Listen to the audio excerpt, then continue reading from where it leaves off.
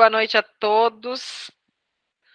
Tudo bom? Oi, Jane, que bom te rever.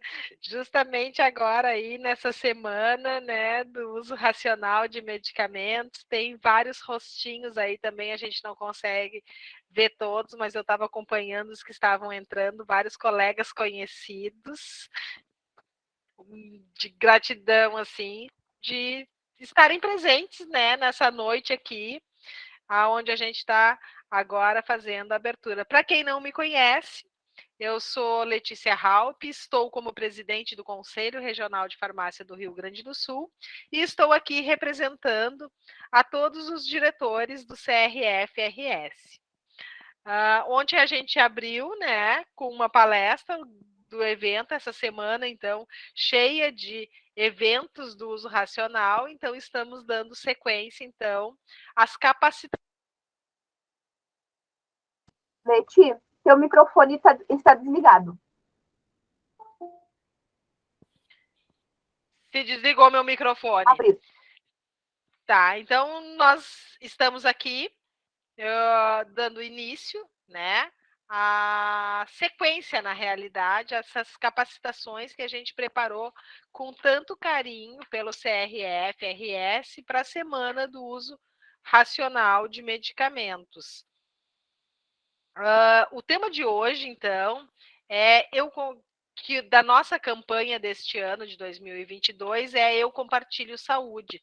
Vocês podem ver, acompanhar nas nossas redes sociais e eu aproveito também para convidar todos para compartilhar nas suas redes sociais, inclusive marcando colegas, amigos, familiares, porque o objetivo é a gente atingir a sociedade com essa nossa campanha.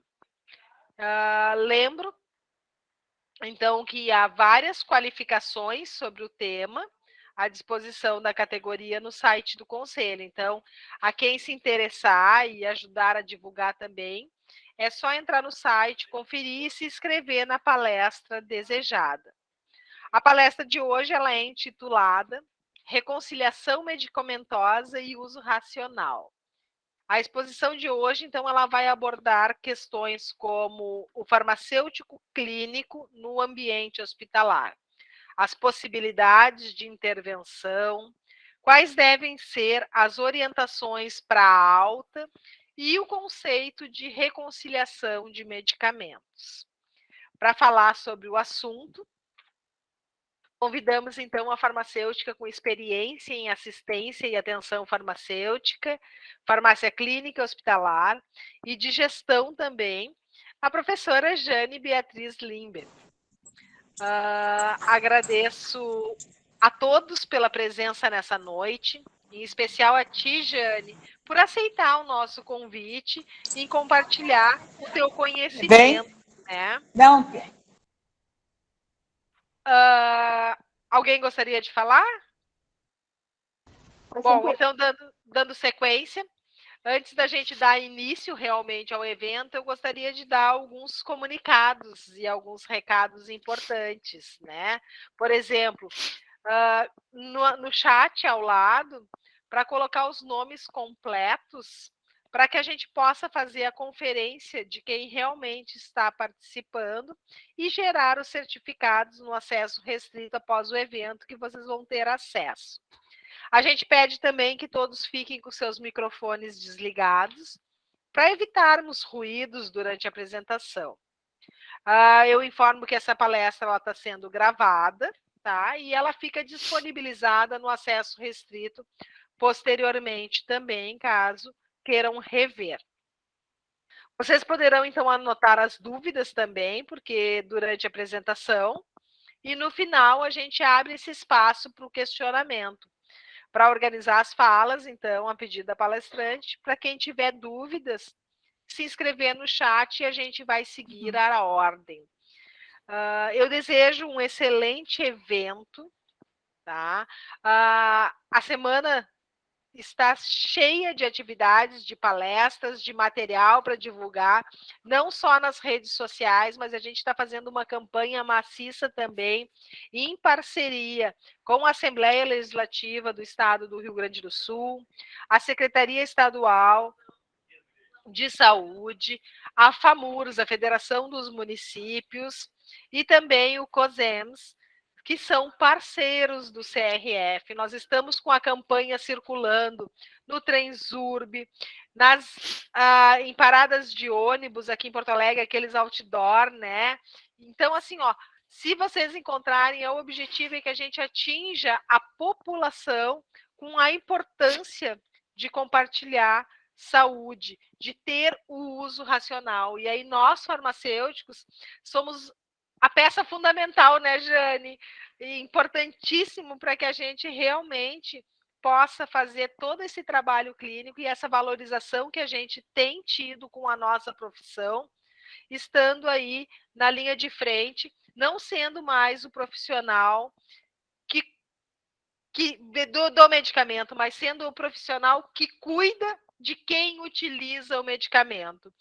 Eu, infelizmente, não vou poder ficar acompanhando, tá? Jane, vou assistir gravada depois, porque eu tenho certeza que vai ser excelente. Então, já te deixo aí com gratidão, muito obrigada em nome da nossa diretoria e desejando aí uma excelente palestra a todos os participantes. Já estamos aí com 79 participantes na sala.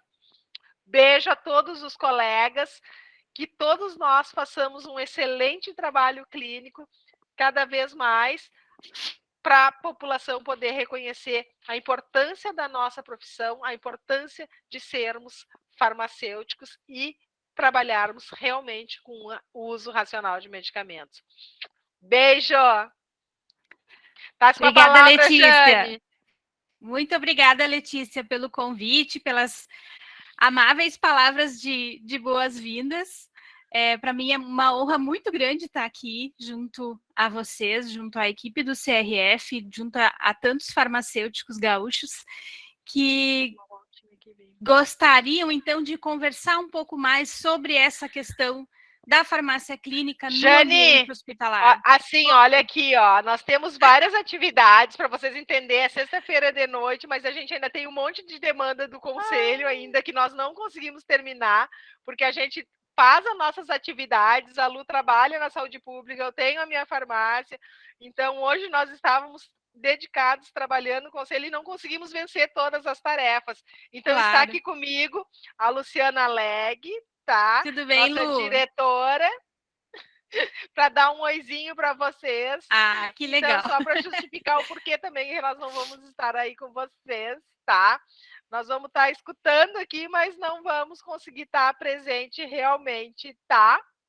Tudo certo. Bom trabalho para vocês. Obrigada. Um beijo. Tchau. Tchau. Então, gente, que legal estar aqui com vocês hoje. Como eu disse antes, é uma honra muito grande estar falando com farmacêuticos de todo o estado sobre farmácia clínica, que é uma área que mora no meu coração, né, junto com a farmácia hospitalar. E eu tenho caminhado já há alguns anos nessa área e tenho aprendido muito, tenho ensinado um pouquinho, mas tenho tido excelentes experiências. Eu acho que isso é importante e é isso que eu queria conversar um pouco com vocês. O que nós fazemos aqui em Santa Maria, junto à Universidade Franciscana, com atividades de estágio, com projetos, com a própria gestão, né, do setor de ensino dentro do Hospital Casa de Saúde, que é nosso hospital público, nosso futuro hospital de ensino da Universidade Franciscana. Então, como a Letícia disse, eu sou a Jane Limberger, sou farmacêutica formada pela Universidade Federal de Santa Maria, mestre também pela UFSM, e trabalho na Universidade Franciscana desde que me formei, um pouquinho depois. Eu vejo alguns nomes conhecidos aí na lista de presentes, nomes que me são muito queridos e que já passaram pelas minhas salas de aula nesses últimos anos. Nessa posição de docente universitária, eu tenho vivido, então, como eu disse, muitas experiências Não sei se vocês ouvem o barulho, mas eu moro perto da base aérea, então de vez em quando vai acontecer um ruído. Tenho tido muitas experiências com saúde pública e nos últimos anos, então, eu tenho atuado bem próximo do nosso hospital de ensino, né? Nós temos 9 cursos da área da saúde, então nossos estágios acontecem no hospital de ensino, e lá eu desenvolvo, então, a orientação de estágio, desenvolvo um projeto de acompanhamento de pacientes com transtornos respiratórios, né, junto com a pneumologia, e ainda possuo um cargo de gestão no hospital como coordenadora de ensino de graduação e pós-graduação, o que me coloca muito próximo dos demais profissionais da saúde que ali atuam, dos alunos da farmácia e também de alunos de outros cursos. Então, com o passar dos anos, a gente começou a desenvolver algumas estratégias de inserção dos alunos da farmácia no ambiente hospitalar para além da farmácia, né? Então, para além da gestão da logística de medicamentos. E a gente começou, então, a atuar com a reconciliação medicamentosa, né? A reconciliação dos pacientes internados por meio da anamnese farmacêutica, e após a anamnese, então, a gente faz a avaliação da prescrição, comparando com o que os pacientes utilizavam no domicílio. Essa reconciliação, ela também pode acontecer no caminho inverso, quando o paciente, então, tem alta e volta para o domicílio e passa a ter, então, alguma alteração da sua farmacoterapia. E ele necessita muito de orientações, especialmente quando ele passa, depois do hospital, a apresentar um certo grau de dependência. Então, uma das principais atividades que a gente desenvolve é justamente esse olhar para essa mudança. Então, quando acontece uma mudança de nível de cuidado, a gente precisa estar muito atento a isso, para que não ocorram problemas, não tenhamos, principalmente, a ausência de algum tratamento que é necessário no hospital, uma vez que boa parte dos medicamentos utilizados pelos pacientes no seu dia a dia não são padronizados, então não estão disponíveis. Então, a gente tem que ter todo um cuidado específico para que esse paciente não deixe de tomar os seus medicamentos enquanto ele estiver passando pelo processo de internação. Preparei uma apresentação, posso projetar, Chay? Pode sim, prof. Vamos lá, então. Eu não vou vê-los, então, a partir de agora. Então, se as dúvidas, então, a gente conversa ao final.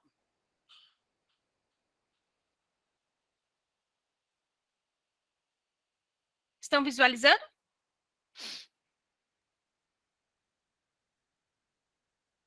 Ainda não abriu.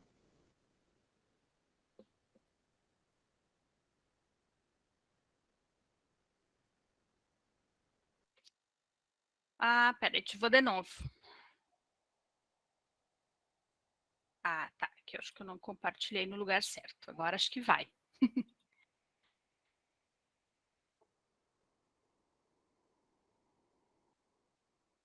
Abriu.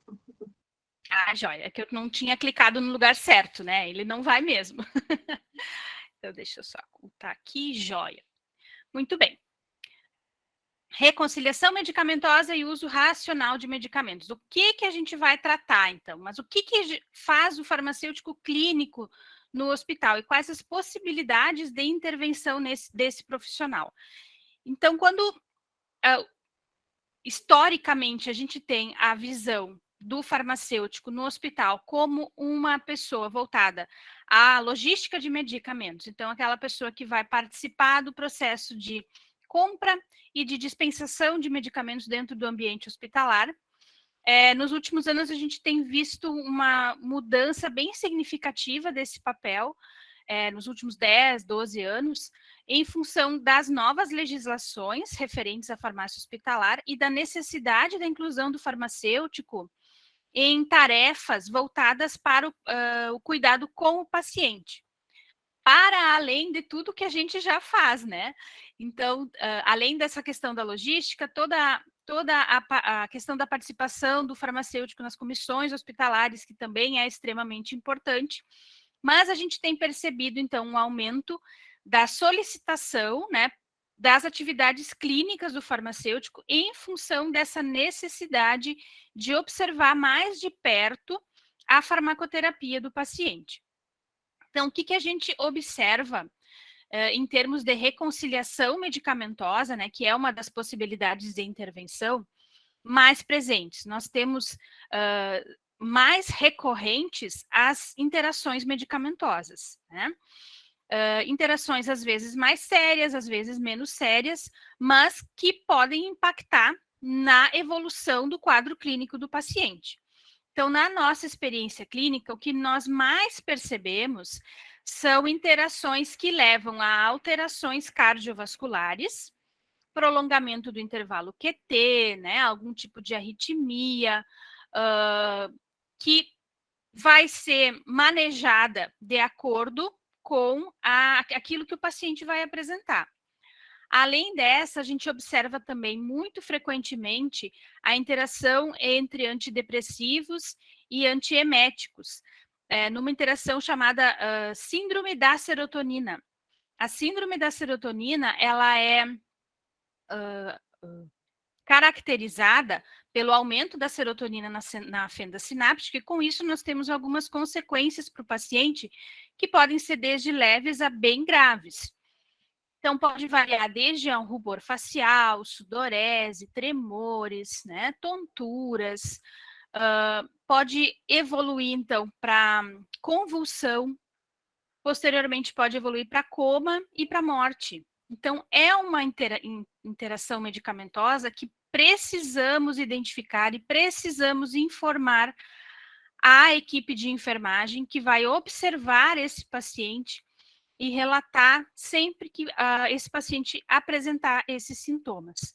Então, em primeiro lugar, a reconciliação, então, nos dá essa ideia, né, essa visão geral da farmacoterapia no hospital e nos permite identificar interações medicamentosas. Como que a gente faz esse estudo? A gente faz por meio de literatura especializada.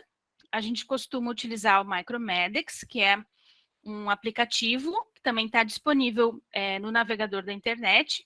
Recentemente descobri que está disponível na internet também, no computador. E é uma ferramenta, então, extremamente útil, bastante interessante para esse fim. Claro que a reconciliação vai além disso, né? Então, no momento em que a gente faz a anamnese, a gente descobre toda a farmacoterapia que o paciente utilizava no domicílio.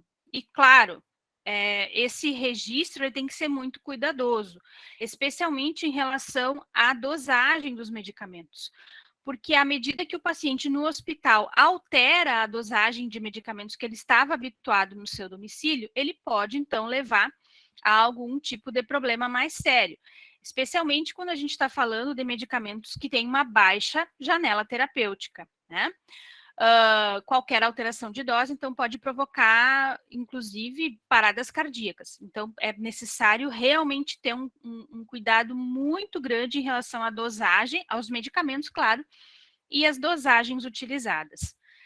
E essa, então, também é uma possibilidade de intervenção. Avaliar se aqueles medicamentos que os pacientes utilizam no domicílio continuam sendo utilizados no hospital. Ou então, se os problemas de saúde que o paciente apresenta no domicílio continuam a ser tratados no ambiente hospitalar. E, claro, se houver transição de cuidado dentro do próprio hospital, isso também vai acontecer. Se ele estiver na unidade de internação e passar para uma UTI, é a mesma avaliação que a gente faz. Ele continua fazendo uso dos medicamentos, ele fez alguma alteração e a gente faz todo o estudo novamente. Também é interessante se avaliar na anamnese se o paciente tem algum sintoma que pode estar relacionado a medicamentos. e prestar atenção na medicação que ele está fazendo uso, que também pode ser um indicativo. Por exemplo, se o paciente estiver fazendo uso de algum antialérgico, prometazina, por exemplo, pode ser um indicativo de que ele está tendo alergia a algum medicamento, né? Então, é um fármaco que vai dar o alerta para nós que esse tipo de intervenção de cuidado passa a ser necessária, porque a gente vai precisar identificar qual é o medicamento que está causando essa reação alérgica. Então, de uma maneira geral, na farmácia clínica, nós trabalhamos com busca ativa de problemas relacionados a medicamentos. Como o hospital, o caso da minha experiência, é um hospital de média complexidade, a nossa padronização não é tão extensa, então me facilita bastante o trabalho, né? Então a gente acaba vendo normalmente as mesmas interações. Mas isso também significa que muitos medicamentos que o paciente faz uso no domicílio não vão estar padronizados no hospital. Então, por exemplo, como nós não temos um serviço oncológico, e se o paciente estiver fazendo algum tipo de tratamento para o câncer, ele vai precisar trazer os seus medicamentos de casa, né? Outra situação que é bem comum é ele utilizar antidepressivos no domicílio, mas na internação ele substitui por outros que estão disponíveis no hospital. E nesses casos, a gente liga o alerta, né, de que houve mudanças na prescrição, mas solicita um cuidado especial das equipes para verificar se não está havendo nenhuma alteração dessa pressão arterial. Então, de uma maneira geral, nós estamos atrás de todo e qualquer tipo de problema relacionado a medicamento. Eu trago um dado, tá? As referências eu deixo ao final, tá? De pesquisa, né, que erros de medicação que ocorrem durante as transições de cuidado são comuns e têm potencial de causar danos ao paciente. Então, é importante a gente reforçar o que é essa transição do cuidado. É quando ele muda, né, de um tipo de cuidado para outro. Então, ele estava tendo um cuidado domiciliar e ele levado a uma unidade de pronto atendimento. Lá ele vai ter outro tipo de cuidado. Da UPA, de uma unidade de pronto atendimento, ele pode ser internado numa unidade de internação clínica. Ele tem outro tipo de cuidado. Se ele for para o bloco cirúrgico, ele vai ter outro tipo de cuidado. Então, são transições que vão acontecer à medida que o quadro do paciente vai se agravando. E esse caminho inverso também é importante. Então, se ele está no UTI, ele vai ter alta da UTI, vai para a unidade de internação, vai modificar a medicação e, novamente, essa transição de cuidado vai acontecer, até ele retornar ao seu domicílio e seguir o tratamento domiciliar. Então, todas essas mudanças podem gerar um impacto negativo ao paciente se a gente não considerar todos os tratamentos farmacológicos utilizados pelo paciente. Infelizmente, eu sei que muitos hospitais contam com farmacêutico, às vezes numa carga horária pequena, e não se consegue dar conta disso. Então, a minha experiência enquanto familiar de paciente também é importante, né, de mencionar, porque nem sempre a gente recebe essa informação, né, enquanto paciente, por parte da equipe de saúde, né? Então, recentemente eu ouvi que todos os medicamentos que o paciente tomava em casa devem ser continuados no hospital. De um paciente que teve um AVC, mas que hemorrágico, inclusive, mas que estava fazendo uso de anticoagulante. Então, se a gente não se liga, segue tomando medicamento, segue administrando medicamento no hospital. Então, infelizmente, essas informações ainda não chegam para o paciente. E essa é a questão mais séria, no meu ponto de vista. O paciente não sabe o que fazer com a medicação quando ele tem alta hospitalar, principalmente. Ele sai do hospital sem a informação necessária para utilizar esse medicamento no domicílio. E isso é muito grave. Isso leva, inclusive, à reinternação. Histórias de medicação incompletas no momento da admissão foram citadas como causa de pelo menos 27% dos erros de prescrição em hospital. O erro mais comum é a omissão de um medicamento usado regularmente. 30% desses erros têm o potencial de causar dano, então é realmente um problema muito sério. O que é essa história de medicação incompleta? A história de medicação é o relato do paciente sobre quais medicamentos ele faz uso no domicílio. O que normalmente acontece? Se for apenas o relato, nós temos diversas situações em que o cuidador que está acompanhando, o acompanhante do paciente, não tem ideia do que o paciente faz uso no domicílio. Em outras, às vezes é um cuidador profissional, inclusive, né? Então ele está ali apenas para fazer o cuidado no ambiente hospitalar. Então eles não sabem qual é o histórico de medicação. Como é que a gente pode obter esse histórico mais fidedigno? Seria pela palavra do paciente, mas que às vezes não é possível, né? Dado a gravidade do seu quadro. Ou ainda por meio da famosa sacolinha de medicamentos, né? Se eles trouxerem tudo que o paciente utiliza no seu domicílio, ou ainda, claro, das prescrições médicas que esse paciente recebeu antes de fazer a internação.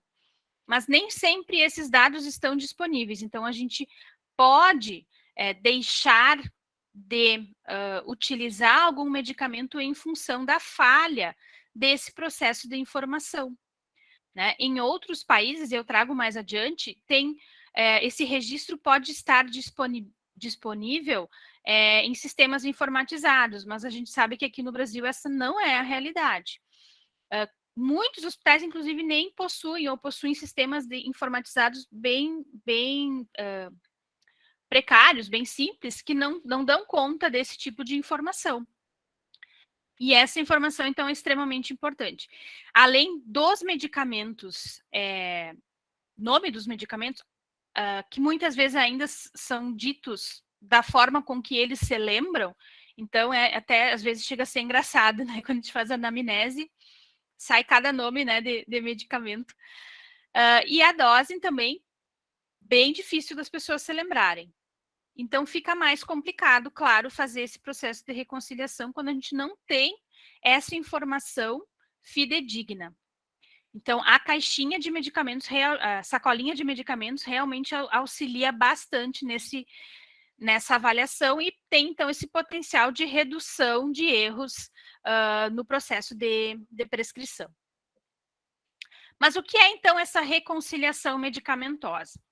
Então, ela é conceituada como um processo de comparação dos medicamentos prescritos para um paciente na admissão ao hospital, com uma lista precisa e completa dos medicamentos que estavam sendo tomados antes da admissão, identificando discrepâncias e solucionando-as em discussão com o prescritor.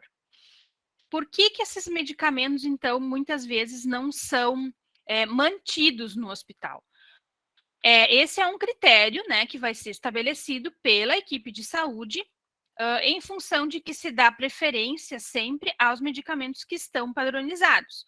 Por que a gente dá preferência aos padronizados? Porque são medicamentos que a equipe conhece, sabe quais são os efeitos adversos mais comuns e consegue identificar mais rapidamente se um efeito adverso acontece, uma alergia, assim por diante. Esses medicamentos podem ser trazidos do domicílio para o hospital. E aí, cada hospital vai ter uma conduta diferente. O hospital pode solicitar que o próprio paciente, que o próprio cuidador administre o medicamento ao paciente, ou a equipe de enfermagem recolhe esse medicamento e inclui nos horários adequados pré-definidos para esse paciente. Mas o que normalmente acontece? A gente tem, então, o paciente trazendo esse medicamento de casa. Tanto faz quem vai aplicar, né? Mas o paciente traz de casa. Especialmente aqueles medicamentos, então, que são utilizados para tratar patologias que não são previstas, né, no escopo do hospital, como é o caso, no meu caso, né, do tratamento para câncer e outras comorbidades mais sérias, já que temos um hospital de média complexidade. Então, eu trago para vocês alguns exemplos do que pode acontecer de erros comuns, né, nesse momento, enquanto esse paciente estiver transitando pelo hospital. Então, durante a admissão hospitalar, o paciente recebeu prescrição de Ramipril, 1,25 miligramas ao dia, no prontuário da medicação, foi reescrito como 12,5 miligramas. Então, uma pequena mudança na dosagem, né? A vírgula se mudou. E com essa nova dosagem, 10 vezes maior do que a dosagem original, o paciente sofreu um episódio de pré-síncope, foi transferido para a emergência e necessitou de noradrenalina para estabilizar o quadro. E nesse caso, então, a gente teve um dano temporário, né? Por sorte, não levou à morte do paciente, mas exigiu uma intervenção bem invasiva, né? Que é o uso da noradrenalina. O que aconteceu aqui? Um erro de anotação de dosagem. Né? Isso pode acontecer com qualquer medicamento, mas medicamentos, então, cardiovasculares têm um risco mais elevado de dano ao paciente. Outra questão comum, então, é na transição de nível do cuidado. Então, ele estava numa unidade de internação e foi transferido para uma UTI, ou estava na UTI e voltou para a unidade de internação. Então, um exemplo, aspirina e clopidogrel cessaram na UTI e não recomeçaram quando o paciente foi transferido para a enfermaria. Nesse caso aqui foi um erro mais grave, então o paciente sofreu uma parada cardíaca súbita e resultou em morte. A ausência do medicamento pode ter sido, então, um fator decisivo para a morte desse paciente. Então, a gente precisa ter muita responsabilidade nessas transições, uma vez que, assim como podem acontecer erros que levem a problemas mínimos, a gente também pode ter consequências irreversíveis, desfechos irreversíveis. Na alta hospitalar, então, que erros a gente pode ter? O paciente iniciado em nova medicação cardíaca no hospital e na alta não recebeu orientação nem nova prescrição. Claro, ele chegou ao seu domicílio, não seguiu o tratamento necessário e acabou passando mal e foi reinternado. Aqui, novamente, a gente teve um dano temporário e, novamente, uma intervenção foi necessária. Essa questão da reinternação, ela é extremamente comum também, justamente em função dessa falta de orientação ao paciente no momento da alta. Eu tenho sido uma defensora de que cada hospital tenha, de alguma forma, uma equipe, um profissional que, no momento da alta do paciente, que esse cuidador, que esse familiar ou o próprio paciente passe por essa consulta e receba orientações para a conduta no domicílio, especialmente em casos em que houve uma mudança significativa na autonomia do paciente. Então, se nós tínhamos um caso de um paciente hipertenso que passou por um AVC, quando ele voltar para o domicílio, ele vai ter uma série de limitações, às vezes não vai conseguir deglutir um medicamento, não vai conseguir deglutir água, né? E tudo isso vai colaborar para uma piora do quadro geral. E nem todo mundo sabe manejar uma sonda. Nem todo mundo sabe como administrar um medicamento para um paciente pela sonda. Ou mesmo por via oral, só que o paciente não consegue deglutir, só não consegue mastigar, não consegue deglutir sólido. Então, são intercorrências que o paciente não vai fazer uso do medicamento e é certo, ele vai voltar para o hospital. E muitas vezes não consegue estabilizar e acaba levando ao óbito. Então, sempre que eu tenho a oportunidade de falar nisso, pensem nos hospitais, pensem especialmente hospitais pequenos, que ainda não têm um sistema de farmácia clínica definido e implementado, pensem nessa questão da orientação para alta. Seja uma cartilha, seja, a gente pode fazer tanta coisa, né? Mandar por e-mail, mandar por WhatsApp. Hoje, todas as pessoas têm algum familiar que tem um telefone, que tem acesso à internet, que a gente pode mandar uma cartilha, mandar uma informação, porque esse paciente vai precisar.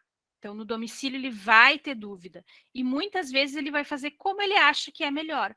E como ele acha que é melhor, nem sempre está certo.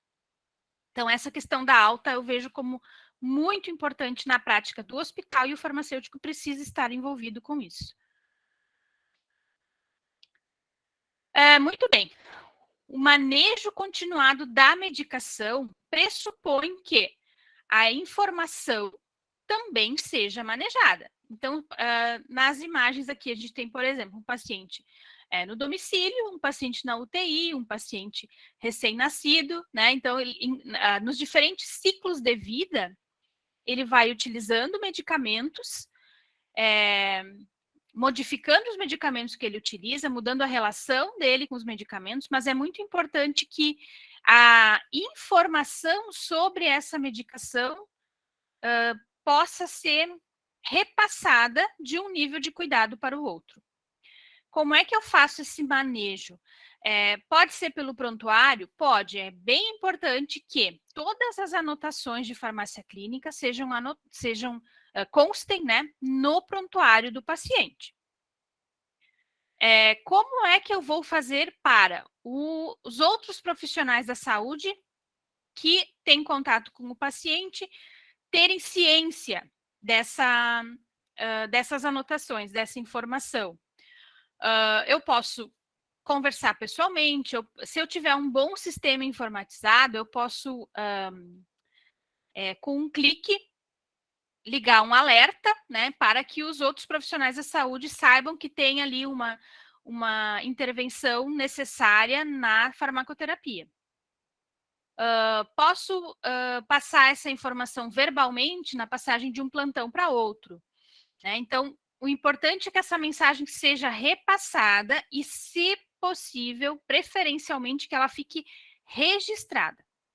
O registro é extremamente importante na nossa prática clínica, porque o que não for registrado não foi feito, né? Ninguém pode... podem dizer que a gente não fez se a gente não registrou. O que nós costumamos fazer? Na nossa prática de reconciliação e de busca por PRMs, nós encontramos muitas possíveis interações, muitos possíveis efeitos adversos que nem sempre chegam ao paciente.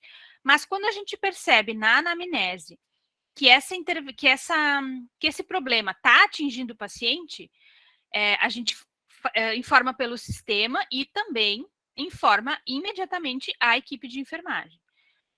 Um exemplo. Uns meses atrás, a gente estava com um paciente que estava convulsionando frequentemente. E isso estava sendo recorrente no prontuário. A gente fez a avaliação da prescrição e observou que realmente esse paciente estava com uma interação medicamentosa que estava causando aquela convulsão. E imediatamente informamos a equipe de enfermagem, que entrou em contato com a equipe médica e fizeram a substituição do medicamento. Então, é preciso agir com rapidez, né, para que também rapidamente a gente consiga solucionar o problema do paciente. Então, qual é o percurso para o manejo de medicamentos, né, e tendo em vista a reconciliação medicamentosa? Então, o paciente buscou o serviço. A equipe de saúde, então, toma a decisão de prescrever o medicamento. Essa prescrição, então, ela é registrada. De preferência num sistema, né? Sistema informatizado. O farmacêutico, então, vai fazer a revisão dessa prescrição. Após fazer a revisão, acontece dispensação de medicamentos e nós vamos, então, informar sobre os medicamentos dispensados sempre que houver algum problema detectado. Esse medicamento, então, é guardado, né, nas unidades de internação até o momento da administração, e aí se acompanha a resposta ao tratamento. Essa resposta, então, aqui vai gerar uma informação, né? Se o medicamento está ou não está fazendo efeito. Essa informação vai ser decisiva para novas prescrições de medicamento, porque as prescrições acontecem diariamente. Então, uma vez ao dia, ou se renova a prescrição, ou se modifica a prescrição que foi realizada anteriormente. Falando em sistema, gente, nós temos, claro, em hospitais com mais recursos, uma série de oportunidades de inteligência artificial para essa parte de revisão da prescrição. No setembro do ano passado, inclusive aqui no evento do CRF, a gente teve algumas palestras muito interessantes sobre aplicativos de inteligência artificial que fazem essa revisão da prescrição, detectam automaticamente especialmente interações medicamentosas ou outros problemas relacionados a medicamentos, e dão mais agilidade ao processo de revisão, né? E, claro, caso necessário, da substituição do medicamento previamente prescrito. Então, é bem importante a gente ter em mente que, a partir de agora, muitas coisas vão mudar, a tecnologia está aí para nos auxiliar nesse sentido, e em breve a gente vai ter muitas novidades, né, que vão auxiliar o trabalho não só do farmacêutico, mas de toda a equipe de saúde, visando a segurança do paciente. A reconciliação é um processo, então, que visa reduzir eventos adversos de medicação por meio da garantia que os pacientes recebam todos os medicamentos necessários, da mitigação de erros comuns de transcrição, omissão e duplicação, e da garantia de que informações precisas, atuais e abrangentes sobre medicamentos acompanhem os pacientes na transferência e na alta, né? Então, realmente, em todos os níveis de cuidado. O que a gente costuma fazer? A gente, após a anamnese, após as informações de prontuário, que também são muito importantes, a gente teve um avanço bem significativo na qualidade dos prontuários nos últimos anos também, então com informações bem mais completas do que antigamente. Quando a gente já tem uma caminhada, né, a gente consegue falar até de antigamente, né, mas os prontuários, na minha experiência, têm vindo muito bons, assim, aqui no nosso hospital. Então, muitas informações que, às vezes, até na anamnese a gente não consegue descobrir, a gente consegue pelo prontuário. E a gente faz esse comparativo, né? Aquele PRM de necessidade, os medicamentos que estão sendo prescritos são necessários ao paciente? Ele realmente tem patologias que exigem a utilização desses medicamentos? E o contrário também, né? Todos os problemas de saúde estão realmente sendo tratados? Então, essa é uma pergunta que também nos acompanha sempre, porque precisa que o medicamento seja realmente necessário ao paciente, nem para mais e nem para menos. E, claro, as informações sobre esses tratamentos. Quais são as etapas, então, para a reconciliação? A gente coleta primeiro um histórico abrangente dos medicamentos. Como a gente faz isso? Na anamnese. Então, cada profissional da saúde pode criar um protocolo para realizar essa anamnese. A nossa anamnese segue a metodologia DADER de atenção farmacêutica. Então, a gente faz uma conversa inicial, né, sobre a qualidade da saúde do paciente, quais são os seus tratamentos, né, quais são os seus problemas de saúde.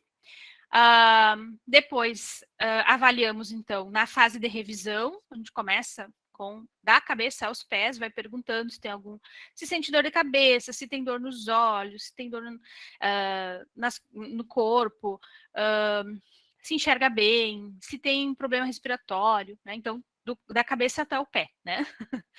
E aí a gente consegue, então, que ele lembre de mais alguns medicamentos que ele tinha esquecido anteriormente, isso é muito comum. E, claro, finalizamos com as informações sobre exames clínicos e outras questões, então, que vão aparecendo e vamos aprofundando. Depois que a gente coletou, a gente tenta, então, confirmar a precisão desse histórico. Como a gente não tem, normalmente, um sistema adequado informatizado que constem essas informações, a gente vai confirmar por meio da sacola de medicamentos ou das prescrições que esse paciente pode estar levando para o hospital. Comparamos o histórico com os medicamentos prescritos e fornecemos informações precisas sobre esses medicamentos. O que é, então, averiguar o melhor histórico de medicação possível, né? Antes eu comentei do melhor histórico. É obter um histórico de medicação preciso e completo, o mais próximo possível da realidade. Para isso, então, a gente precisaria usar pelo menos uma outra fonte de informações sobre medicamentos para verificar, mais abrangente do que uma história de medicação primária da rotina. Então, como eu disse para vocês, o que nós podemos fazer? Nós podemos verificar a sacolinha de medicamentos e as prescrições. Então, essa seria uma outra fonte de informações sobre os medicamentos para além da anamnese. Porque só a anamnese não é adequada, uma vez que o paciente pode... como ele vai falar, normalmente o nome comercial do medicamento, ele vai engolir metade das palavras, metade das letras, né? Então, realmente fica complicado. Para a gente identificar muitos medicamentos, a gente não consegue identificar quais ele utiliza apenas na anamnese. Mesmo com muita boa vontade. O que nós fazemos, então? Reunimos um histórico de medicamentos o mais preciso possível, usando uma combinação de fontes de informação sobre medicamentos, que é a entrevista.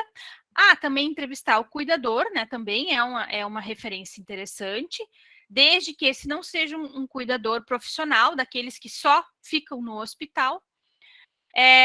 Mas, dependendo dos hospitais, a gente pode também ter acesso pela operadora de saúde, por prontuários anteriores, receituários médicos, né, a própria sacola de medicamentos, como eu disse.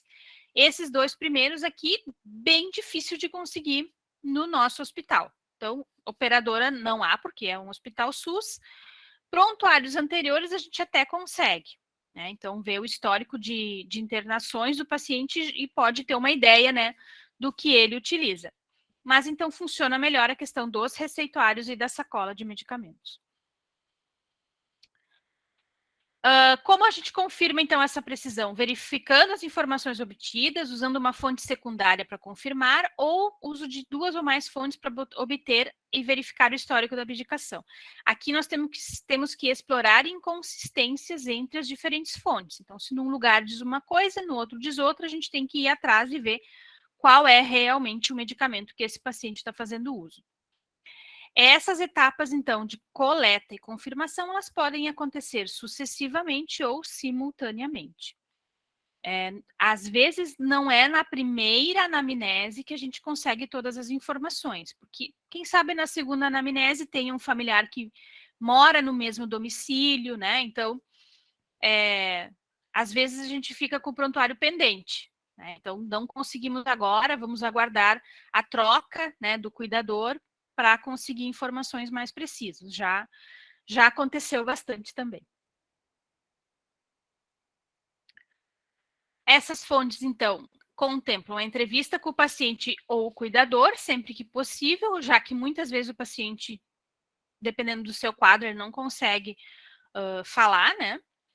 A lista de medicamentos, históricos de dispensação de farmácias comunitárias, também é uma possibilidade remota hoje em dia, né? Mas quem sabe futuramente a gente consiga essa informação com mais agilidade. E também, claro, além dos medicamentos e orientações, o resumo da alta hospitalar anterior também pode ser uma informação importante. Pode ser uma informação fidedigna. A fase seguinte, então, é comparar o histórico com os medicamentos prescritos. Então, use o histórico levantado para determinar os medicamentos a serem prescritos na admissão. Defina e documente o plano para cada medicamento. Por exemplo, continuar, alterar, reter ou cessar.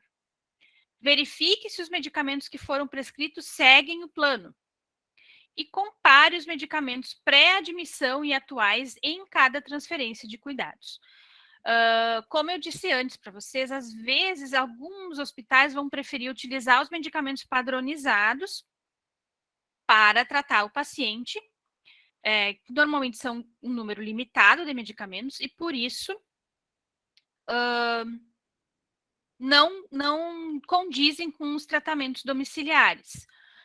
O que se faz, o que normalmente eu observo nesses casos? O médico passa a prescrever medicamentos, pelo menos que sejam da mesma classe farmacológica.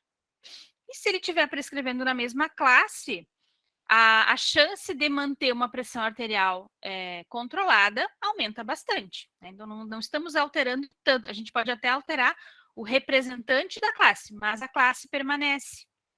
Então, é uma possibilidade também, né? Muitas vezes acontece dessa forma. Mas a gente precisa, então, se certificar de que todos os problemas de saúde que o paciente tinha no domicílio seguem recebendo tratamento, além daquele que, claro, levou ao processo de internação. Depois que a gente fez essa comparação, a gente fornece informações precisas sobre os medicamentos, entre enfermarias, hospitais e na alta. Considerar: todos os medicamentos prescritos ainda são relevantes? Algum medicamento da pré-admissão precisa ser recomeçado ou alterado de volta, né, retornado? As mudanças, incluindo os motivos, estão claramente documentadas? E essa documentação, então, acontece via prescrição? A lista está completa e clara para o seu paciente, sua equipe e outros profissionais da saúde? Essas informações, então, como a gente já falou antes, né? Então, a informação que circula junto com o medicamento deve ser muito clara para todas as pessoas envolvidas. Se o paciente, então, a gente faz... meu sonho de consumo é a gente começar a fazer a contrarreferência para a unidade básica. A gente ainda não tem perna para isso, mas quem sabe futuramente a gente consiga. De entrar em contato com a equipe de saúde que atende o paciente lá na unidade básica.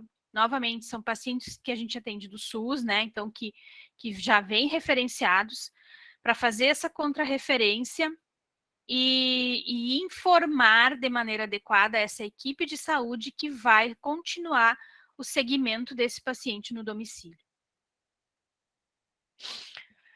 Fique atento, então, à reconciliação. É um levantamento adequado da história do paciente que resulta em uma prescrição mais segura. Reconciliar na admissão e transferência entre enfermaria, hospital e alta reduz erro de medicação e danos ao paciente. Melhora a comunicação entre a equipe de saúde, reduz erro, confusão e retrabalho, reduz o tempo e o erro na alta hospitalar e evita, então, o processo de reinternação. Fornece informações precisas na transferência alta, resulta em cuidados continuados mais seguros. Eu quero, então, fazer destaque para essa questão da orientação, né, do farmacêutico na alta, em função, né, de como eu falei antes, nós temos normalmente uma mudança bem significativa da prescrição médica no momento da alta hospitalar. O paciente não está habituado àqueles medicamentos, ele pode abandonar o tratamento ao primeiro efeito adverso, ele pode não saber utilizar esse medicamento adequadamente. Então, é muito importante que a gente pense, eu tenho plena convicção de que vontade não falta em todos que estão aqui, mas muitas vezes a gente não tem perna para tudo que a gente gostaria de fazer. Mas pensar numa possibilidade de como fazer a orientação para essa alta hospitalar, especialmente em hospitais de pequeno porte, que a gente sabe que ainda não tem o farmacêutico clínico na maioria das vezes, e nem que isso seja uma tarefa compartilhada com os outros profissionais de saúde que atuam no hospital, mas a gente tem que ter um olhar muito carinhoso para esse problema e pensar em formas de resolver. para cada realidade. Não tem receita de bolo. Cada realidade é distinta. Mas a necessidade do paciente é realmente muito importante. À medida que se substitui medicamentos da prescrição e necessariamente é necessário que a informação também circule da prescrição antiga para a prescrição nova. As referências que eu utilizei, né, que eu falei para vocês lá no início das pesquisas. Opa, voltei. Muito obrigada pela atenção de todos.